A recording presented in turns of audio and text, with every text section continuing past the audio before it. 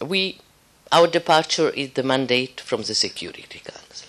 So if Security Council in the mandate described high military and political responsible, so high. So the problem is where you put the barrier, that it is high or under this barrier.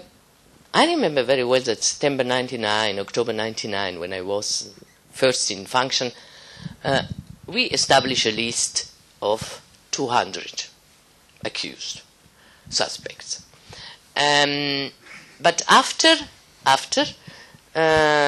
Security Council, with the political institution that have surveillance about the tribunal, told us you must completion strategy, you must finish, and so we go higher and higher and higher, because the Security Council in the resolution that they issued told us we must, and so we came higher and higher. But the indication is high political and military perpetrators, and at the very beginning, rightly, the prosecutor decided with the mid-level perpetrators, because the international community was waiting that this tribunal shows. Okay. So you're saying to be able to do the work. So the position it is was discretionary power of the prosecutor. Yeah. Quote and unquote, because at the end it's the Security Council who decide. Okay. But still, even with this, was this the sole criterion? The level, the position, the higher up, start at the top and then you work your way down? That is one of the criteria, and the second one was the gravity of the crimes. Okay. And was that always clear to you, Jacqueline? What Carla Del Ponte tells us now, on what grounds they prosecuted and what not? It's extremely difficult from the outside to see what the policy is. It's something that's going on behind closed doors, and you only see the effect. And in the beginning, it was a rather random selection. Tadic was there. Yeah. He was there. It was easy to get. And from the beginning, Goldstone, the first prosecutor, said, well, we have to work from the bottom up. He had to, because he had no choice at all, so even if he did not believe it, he had to believe it. Slowly, you could see a different policy, but then what I noticed in the last few years, that the policy was also, but it's from the outside, going more after Croatians and even people from Macedonia, a more clear division between the different parties in the conflicts. Before it was easy to accept that there were more Serbians, and then later you put an emphasis, for instance, on Gotovina and the Croatian side, and Croatians are extremely angry with you because of it. The criticism has been that it was a tilt towards Serbians. Yeah, but maybe Serbians. Well, it's absolutely impossible, I think, to find out whether that was in a correct relation to what happened on the ground. It's very difficult to say so many Serbians were involved in the war and so many Croats and so many Montenegrins, etc. But I think you could see maybe more on a practical level that there was a tendency to take the actions from the Croat side during the war more seriously than before, although there were indictments against them. But maybe that's just my impression. Whether you change something inside your organization which made it more visible. But it's much more without particular motivation or indication. Because why at the beginning it was the Serbs suspects or perpetrators? Because it was easy to collect evidences. Because we were helped by the international community, by the NGOs, by all the people who are there during the conflict, and they deliver evidences. So, that is also a technical question. Practical question. Okay. You have a lot of evidences, and so let's go on, because, the international community was looking at this tribunal. Are they able to do it because, many thought, it is just an alibi tribunal. We will never. So it was a necessity also to. But when I arrived in 1999, of course, it was a much better situation because we were able to sit down, to have first the full knowledge of the historical background of the conflict, of this armed conflict, the identification from the different massacres, the different crimes commission. And from there, from the crime base, to go up to identify the high military and political responsible. So at that time, in 1999, 2000, we had much more time to analyze more how to proceed to execute the mandate. There's also the pressure of success. You have to show successes. At my time, it was no more of that because the success was shown before by my predecessor that they were able to conduct trial. On my time, it was the time to show that we are doing it. We are continuing and doing it properly. Now, going to one of the major events, the process against Milosevic. When he died, was that? Did you see that as a major defeat? But this I remember very well. It was a Saturday morning, and I received a telephone call at 10 o'clock. I was in Ticino, telling me Milosevic is dead. I was angry. I could not believe it because if I have an accused who is surrounded by the best medical advice and doctors was Milosevic, and 2 months before the end of the trial, I said I was upset. I was angry. But okay, I come back immediately, and the rest. In retrospect, and of course now we know what you didn't know at the time, would you have done it differently with the process? People have said it was too broad, it was too complex, the indictment was too complex. Would you, in retrospect, do you think it would have been wiser to narrow it down? I will answer you in two modalities. First of all, I would tell you no, because I'm representing all the victims. I don't want to have victims of category A or B, because you are victim from a massacre or from a village that is not contemplated in the indictment. You will write me a letter and say, why, prosecutor, did you not? What does it mean? Are you not, So, you don't have partie civile in our trial. It is the prosecutor who represents all the victims. Second, an accused, in our evaluation, must be confronted with all counts that at that time were present against him. And complex cases, yes. Complex investigation, complex indictment, complex case. So, why was Milosevic allowed to defend himself personally first? Why he was not obliged to take defense counsels? And instead to work only 3 days, 4 hours per day, we could work all day in a hearing. And in a couple of years we were able to finish this case. No, but it was 3 days a week, 4 hours a day. Of course it needs a lot of time. That he die.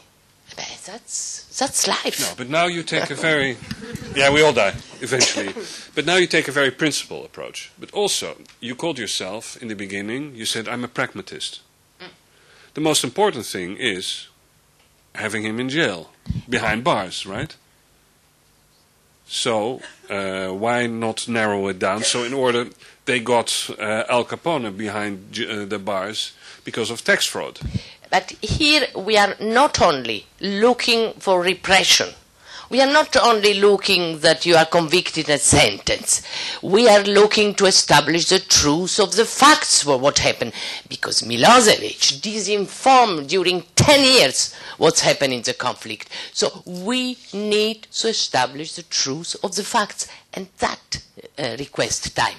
But of course, if I would have known that Milosevic would die 2 months before the finish of this trial, of course I would put just an indictment and to obtain. But of course, it is impossible to know when somebody is dying. Sluiter, is the complexity in argument that makes sense to you? Yes, on this point I fully agree with the prosecutor. I don't dare disagreeing anymore. No, but the criticism on the Milosevic trial was very much unfair. It was perceived as long, but if you count the trial days, it was not so long. Yes. Pre-trial detention was very short for tribunal purposes, I immediately say. So I think it was totally unfair to criticize the approach. It was just so much bad luck in one trial. Also, one of the judges died, it was just a combination of bad luck and the approach.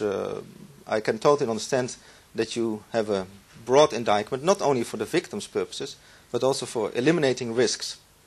If you have a small indictment and there's an acquittal, you have the criticism, why not a broader indictment? Why take so many risks? So from a prosecutorial perspective, this was, I think, a solid approach in the Milosevic trial. Do you agree, Heikle? I do. With hindsight, we are all very wise. But I remember very well when the trial started, I fully agreed with the prosecution policy. And there was an extra element, because this was the first president, former president, being as an accused before an international tribunal. And I imagine what would have happened if the prosecution would have said, well, we have a president here, and now we will bring his case back to one or two major incidents during the war. I think it would not have been acceptable at that moment. And so it's easy to say afterwards it should have been done completely different. And for self-representation, I think Milosevic was entitled to represent himself. Sešel is not.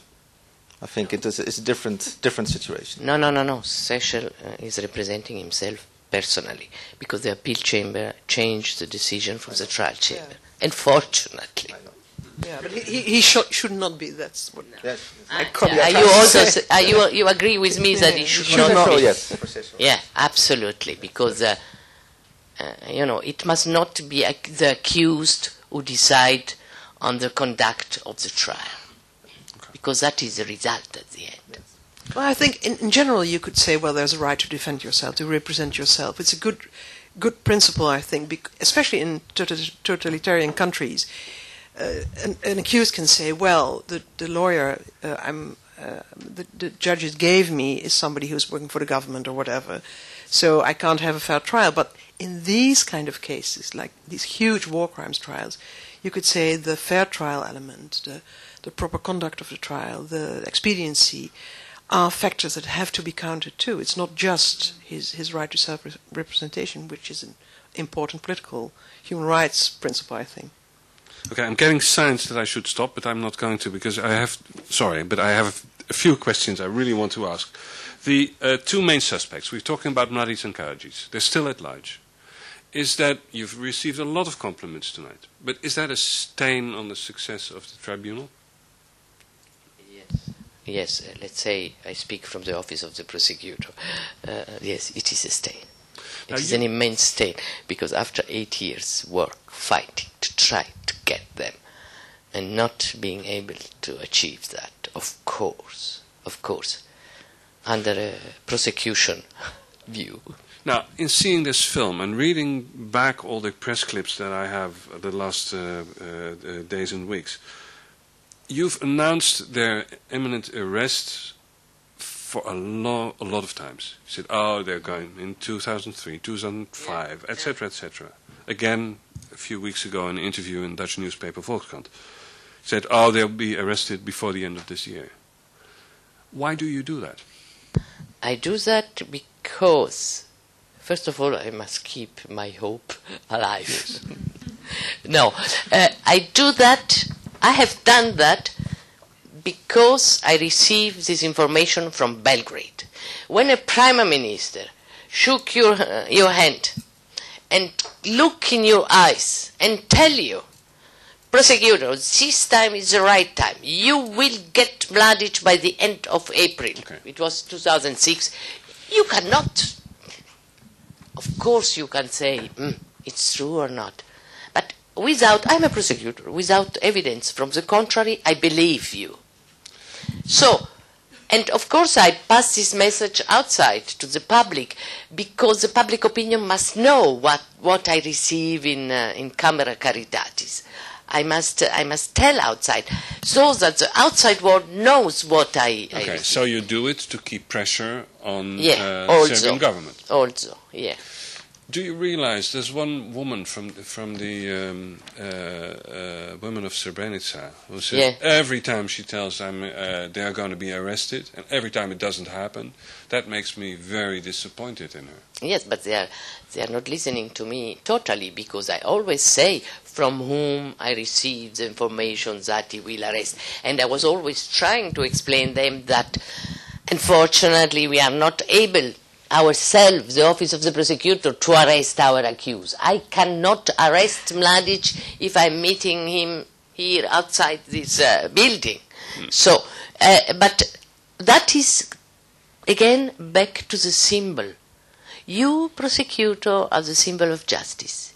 If you are telling me that Karadzic will be arrested because somebody told you that from the international, it must be done because you are the symbol of justice, because that is what it makes you.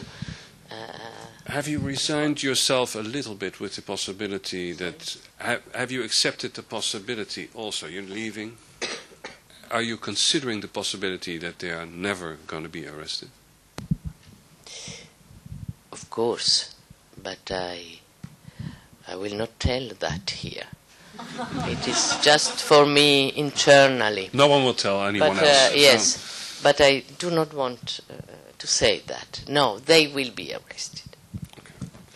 I'm getting stronger and stronger signs that I have to stop. I'm very sorry. Now, what will you do these last 2 weeks? Will you clean up your office? Spend Christmas in Holland?